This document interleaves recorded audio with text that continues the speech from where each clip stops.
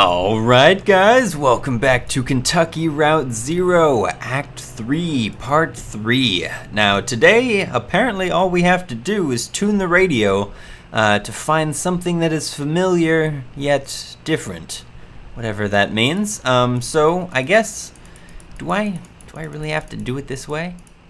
Oh, it got quieter. Maybe this is gonna be easy. No, alright, what do these do? Oh. Alright. That doesn't sound familiar, let's keep going. Okay. This station doesn't quite match with that bartender's description. Definitely weird though, let's keep scanning. He said we'd know it when we heard it. Okay. No, I don't think that's it either. What's this station? I've heard this before. It sounds like horses. Horses running? A race! Yeah, Lisette and Ira had some horses years back. Yeah?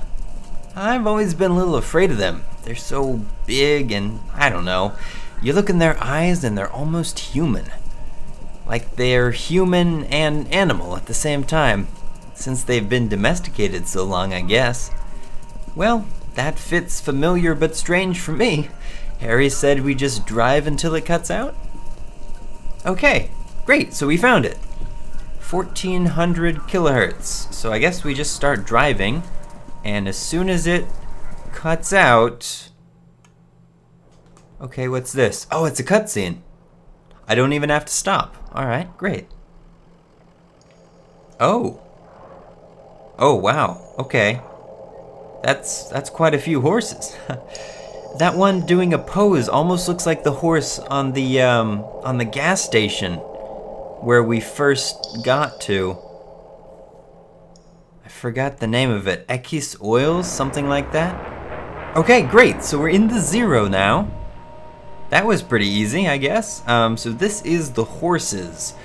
Now, for the life of me, I don't remember what we're supposed to do once we get here. No notes yet. Alright, so I guess we just drive around and hopefully we find something. Ooh, I like that sound. Wow. And it looks like we're still being followed by the cyclists. Oh, what's that? Hull of the Mountain King. Ooh. Alright, well that sounds interesting. Let's go in there. It's a certainly interesting shape, that's for sure. So, oh wow, Act 3, Scene 4. Hall of the Mountain King. Now, if I'm not mistaken, I'm pretty sure that's a song. Like a fairly old song. Orchestrated song. But I don't remember how it goes. Alright, so we're on a bridge. The bridge ends abruptly, crumbling in disrepair. Yes, it is. Okay, let's talk to Blue. What do you suppose happened here? Just old and rotted, maybe? I can't tell how old any of this stuff is down here. Okay, and then I guess we'll talk to Johnny. Time to cut him loose, ma'am. You bored? Nah, it's just a slow night anyway. I'm happy just tagging along. Okay, so does that mean they are leaving or they aren't? Interesting. Okay, let's go up to the boardwalk, see if there's anything here. It's a very weird landscape. Look at these towers. I don't even know how you'd describe that. Alright, so there's some rope. Let's see if we can use the rope. A loop of decayed rope is coiled on the banister. Some rotted sections have been smoothed over with a fine dust. Okay, so I guess it's not of any use to us. Rotted rope. Ooh, computers. Alright, that's kind of a weird thing to find in a hall.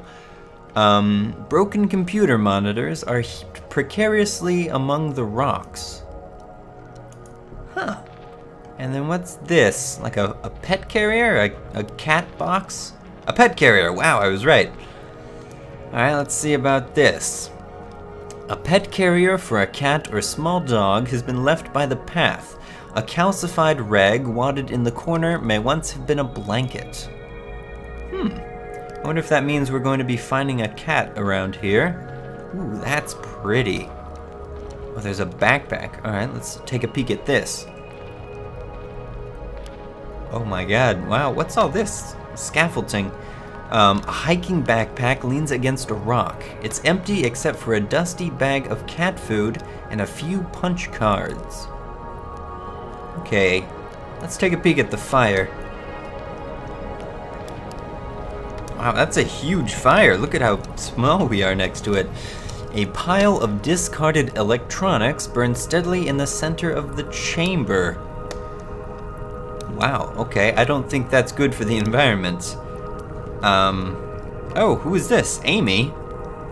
I don't think we know any Amys. Alright, well, let's see what she has to say. Oh, it's triangles within triangles down here, shifting, intersecting, overlaying. Isn't it romantic? Let's see. To Shannon. You're here to steal back the love of a boy you once knew when you were too young to recognize the movements of the heart. To Conway, and you're escorting her, pretending to have her interests at heart while really... To Junebug, really, you're in love with the young woman as well, and you've agreed to help him conspire to win her affections. But it's just a ploy to set him up for embarrassment and diminish him out of the picture. What are you talking about? No, you're right. It's insipid, derivative. I used to be really good at this. I had 11 novels published, from The Billionaire's Bidding to Fields of Longing. Real hot, bodice-ripping stuff, you know? I miss those days in my Lexington studio apartment. Just me and my thesaurus steaming up the windows. Okay, so she's a writer. What did you stop writing? Or why did you stop writing? You know, suddenly it was all computers everywhere you went. I thought I might be able to do something with that. Inject a little libido into those ugly beige boxes. So I went back to the university and I studied human-computer interaction. And then I picked up Donald's research apprenticeship. Or wait, assistantship? Oh, I've never heard of that. As a tester, debugging. So who the heck's Donald then? In my off hours, I played with the doomed love story and the core of our little simulation. That seemed to amuse Donald, so I kept at it. I'm afraid I tinkered too much, made it too complex. Now our work is never done. We don't even have to add any new functionality. The bugs just grow on their own. Too complex. I miss those days in my Lexington studio apartment. Okay. Oh, there's a new person. Old man. This must be Donald. Okay, so she was a writer, and then she went back to school to learn about computers, and now she's here. Oh, it is Donald. Okay, Donald puffs on a smoldering pipe while half mumbling, half singing an old country tune. Softly. Where the old green river runs, through the hills and caves not known to us, down that sunless sea. Oh, who are you?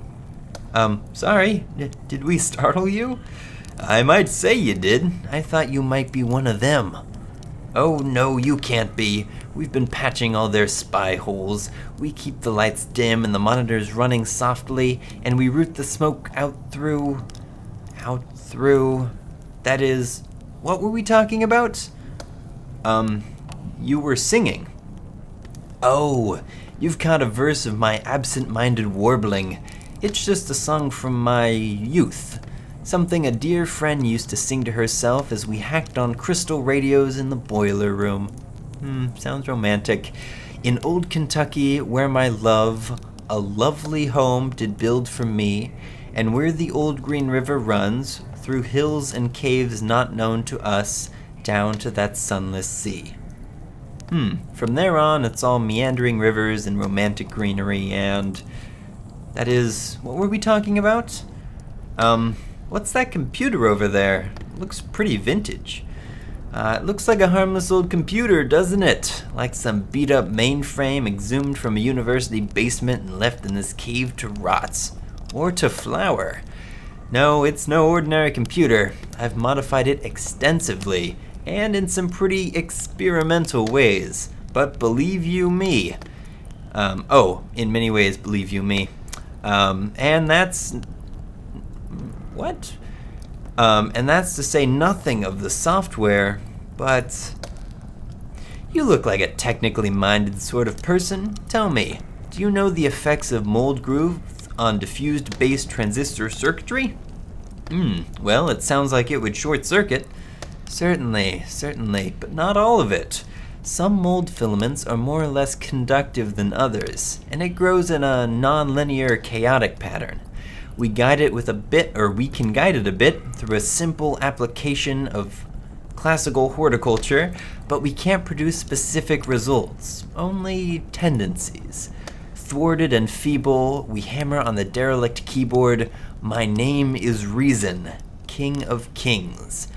But we are mere gardeners in the ruins. Our keystrokes echo off into the tunnels, boundless and bare. The caves stretch far away. We are too late. Always too late. What? Did you say something? You were about to tell us about the software. Oh, the software. My life's work. XANADU. You've heard of it? Perhaps you've read about it in a journal. It's been years since I published anything. XANADU has evolved significantly since I explained its data structures in literary multitudes, hypertextual narrative as post-structural witness. Wow, that's one heck of a title. Evolved and then deteriorated. Donald sighs dramatically and takes a puff from his pipe. I'm afraid you are too late, fellow hypertext enthusiast. The mold accumulated on the circuitry. XANADU blossomed for a moment into something holy and enchanted. Then all the charm was broken. Do you have any idea what it's like to spend your life building something and then to sit powerlessly as your work declines into ruin? Well, I guess all of us kind of know what that's like. Let's go with this one. My family disappeared. Julian and me don't know what to do. So, wandering without ones to give us purpose, like a ghost. Well, I have my own ghosts, and I keep them in there, in XANADU. It's running on that glorious dusty machine. Take a look if you'd like. Too late to do anything but smoke and reminisce anyway. Far too late to do anything. Okay, he seems like a interesting fellow. Alright, Andrew. I don't think we've met Andrew. Let's see what he has to say. Do you know that when I first... No, I mean, if this cave were larger, could it... Now I'm getting ahead of myself. I've got it. How would you characterize this space? The one we're standing in now. Kinda spooky, but I'm not scared. Spooky for a baby. I think we'd all agree that's a fair assessment. Wait, let's unpack that for a moment. What makes it spooky? No, how do you know it's spooky, or would be spooky for a baby? The shadows. Sure, but they're not just shadows, right? I mean, they could be. They're projections, or maybe they're anatomies? How's that? Can you tell where we are now, surrounded by creeping anatomies? Close your eyes. Will you close your eyes? Okay. Good. Now, you're standing at the top of a rocky peak. A tongue of flame licks the shadowy anatomies of... where are we? Oh, here again. How disappointing. So, what are all these computers for? Computers? Oh, now I remember. I was writing on them. I described a cave. That was my job, describe the cave. There's a great history of caves in the literature, don't you know? The walls are frozen rivers of orange stone. Isn't that vivid? I had a lot to live up to. I was a grad student studying statistics when I started working with Donald on his project. He said we need someone with more analytical mind, or a more analytical mind, to do the descriptive writing. Someone who would appreciate the cave descriptions as real labor instead of taking their authorial voice for granted. Donald warned me it would be long hours of typing painstakingly detailed descriptions into the computer, and I've put in the hours, believe me, I've put in the hours. I've described every facet of this cave in such detail that sometimes I don't know if I'm reading or looking, writing or exploring. Often in the dark and lonely moments, I worry that in my sleep I've transcribed rooms from my dreams into the system. How would we know? They could only be entertained with precise, faithful detail. That's all I know how to write, and all I dream about is caves. I only dream of caves. Okay, so I guess let's take a peek at the gate, but I'd really like to meet this XANADU computer that we've heard so much about. Alright, so what do we have here? A massive gate constructed out of scavenged materials blocks passage down the far side of the spire. Ooh, that sounds kind of spooky in and of itself. Okay, Roberta. Did we meet Roberta? I don't remember meeting Roberta. Maybe we did, and I'm just completely screwing this up. Alright, well, let's see. The kingdom is in peril. Alright, yeah, we haven't met her. Roberta laughs. Well, what else is new? Do you work here? Work? Yeah, you could call it that. I gather old circuit boards and throw them in the fire. Sometimes I fish precious metals out and let them cool into toxic gems. I put them in my hair. I'm not sure putting toxic things near your brain is a very good idea. Enchanted jewelry, talismans, a magic mirror that prevents the future, a magic shield that protects the bearer from age, a magic chest that's always filled with... I never went to the university. I was an independent scholar. It means I took to the public libraries like a beachcomber. I studied fairy tales. And then I came to work for Donald. I paid the bills, rubbed leathering elbows with academics, scraped black mold from cave walls. Finally, now I carry the firewood into senescence? I think that's what that is. The kingdom is in peril. The kingdom is in peril. So we're in a room. It's called Hall of the King. Hall of the Mountain King, something like that. Oh, that's how the song goes. Do do do do do do do do do. Yeah, I remember it now. That's completely off topic, but I remember it. You should look it up. It's a okay song. Like I said, it's orchestral, so kind of old. Takes a lot of people to play it. Let's look at XANADU. Let's see what this guy is all about. Hopefully it'll be at least interesting, not just a boring old computer. Alright, baffling control panels are sheltered from the elements with a worn tarp. A closet-sized wall of knobs and wires looms behind the machine, humming faintly. An electric typewriter is the only easily recognizable component. Huh. Alright, so is this the on button? Seems like what that would be. How do you think we get it started? This old thing? Maybe there's a hand crank around. Oh, it has a run key. Yeah, alright, let's press the run key. Oh. Okay. Act 3, Scene 5. Wow, we are moving along nicely. XANADU. Ooh. Wow, that's kind of weird. Mouse trail. Okay. So it can say its name. That's, I guess, good. The Den of Ardo? I have no idea what that means. Okay, now what's that?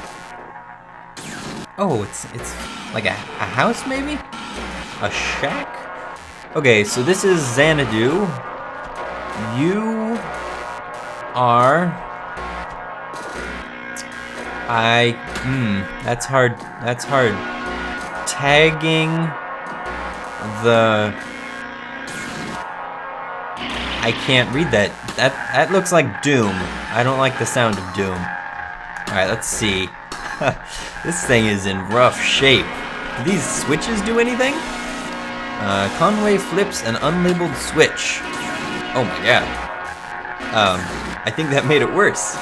Okay, that's worse. It kind of looks like a house. Type house. Typing house.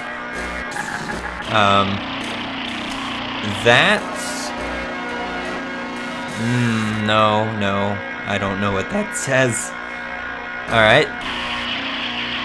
In bled quit? Okay. So those kind of look like stalactites? It looks like a cave. Okay. So you are in something. I don't know. Lula. Okay. Over the computer, crying on their backs and being, I don't know. Time for some percussive maintenance. Alright, Conway thumps the side of the machine with his palm. Oh, I have my portable degausser with me. Old systems like this one can build up a remnant magnetic field that sort of warps everything along whatever pattern it's settled into, you know? The degausser clears that up by suddenly shaking the magnetic field around until it's uniform again. That's how I like to think of it anyway. Like shaking a snow globe. Worth a shot. Okay, so is this the degauss button? Oh my god, wow, that's a drastic improvement. Hall of the Mountain Gink.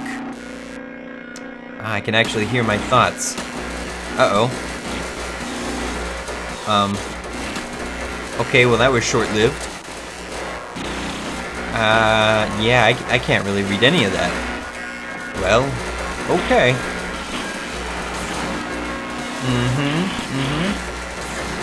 Yes, of course. Where? I can read that one. That one says men. Premature end of file. Press any key to quit. This is a lost cause. What a piece of junk. Okay. Are we done? Are we out of it? Act 3, Scene 6. Hall of the Mountain King. Okay, great. Well, that was interesting. Bizarre. And what was that about Lula? Maybe Donald knows how to clear it up a bit. Alright, well, anyway, I think that'll do it for today. This is a cool place. I like the atmosphere with all the pointy bits. It's all, how do you say that? Polygon-like? Polygonal? I don't know what that word should be. But anyway, thank you very much for watching. I hope you enjoyed the video. And next time, maybe we can actually get some useful information out of this machine instead of just garbled numbers and letters on the screen. But I will see you then, hopefully day after tomorrow, in more Kentucky Route Zero, Act 3. Bye-bye.